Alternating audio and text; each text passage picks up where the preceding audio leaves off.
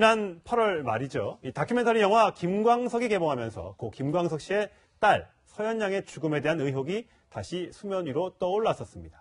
고 김광석 씨의 친형 김광복 씨와 이상호 기자가 서혜순 씨를 고발하면서 수사로 이어졌는데 조금 전 그 결과가 나왔습니다. 네, 그럼 현장에 나가 있는 취재기자 연결해보겠습니다. 성혜란 기자. 네, 서울지방경찰청에 나와 있습니다. 네, 경찰의 수사 결과 굉장히 궁금한데요. 어떻게 나왔습니까? 네, 경찰은 오전 10시부터 이곳 서울지방경찰청에서 서혜순 씨에 대한 수사 결과를 발표했습니다.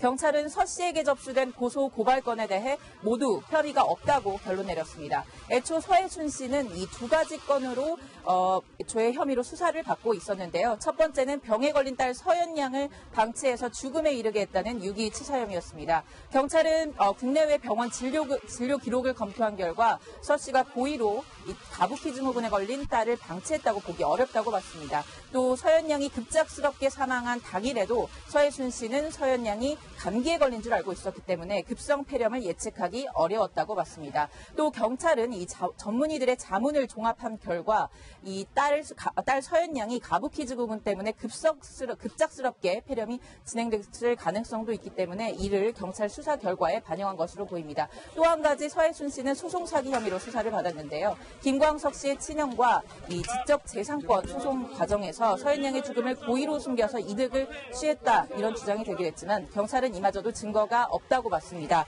왜냐하면 딸의 생존 여부는 판결에 영향을 줄 수 없기 때문에 이 서혜순 씨가 고의로 상대를 기망하지 않았을 거라고 본 겁니다. 자, 결국 서혜순 씨가 이 진실 공방에서 이긴 셈인데 서 씨는 이상호 기자 등에 대한 법적 대응을 준비하고 있다고요. 네, 서혜순 씨는 이미 경찰 소환 조사를 받으면서 이상호 기자에 대한 법적 대응을 예고한 적이 있습니다. 직접 들어보시죠.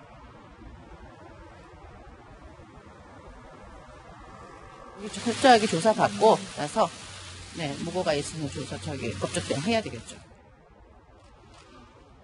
네, 실제로 서혜순 씨는 영화 부러진 화살의 실제 모델을 변호했던 이 박훈 변호사를 선임해서 대응에 나서기로 했습니다. 서 씨 측은 영화 김광석을 제작한 이상호 기자와 고 김광석 씨의 형인 김광복 씨 모두에 대해 무고죄와 명예훼손 혐의로 고소할 예정입니다.